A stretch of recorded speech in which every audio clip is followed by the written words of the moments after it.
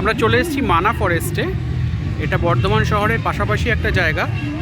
দামোদর নদীর এখানে একটা বড় চর রয়েছে, তার সাথে সাথে একটা উঁচু ঢিবি মতন রয়েছে, ওইদিকে একটু জঙ্গল এরিয়া রয়েছে। দুর্দান্ত একটা স্পট, যেটা এখনও অবধি খুব বেশি লোকজন জানেন না। যারা বর্ধমান শহর বা তার আশেপাশের এলাকায় আছেন তারা ছাড়া এই জায়গাটার ব্যাপারে খুব কম লোক জানেন। তো বর্ধমান শহর যে স্টেশনটা আছে সেটা থেকে এটা 8.5 কিলোমিটার দূরত্ব যদি কেউ আসতে চান। আর ডানকুনি টোল প্লাজা থেকে এটার দূরত্ব 88 কিলোমিটার, অর্থাৎ 88 কিলোমিটার। তো জায়গাটা দুর্দান্ত জায়গা, দেখতেই পাচ্ছেন।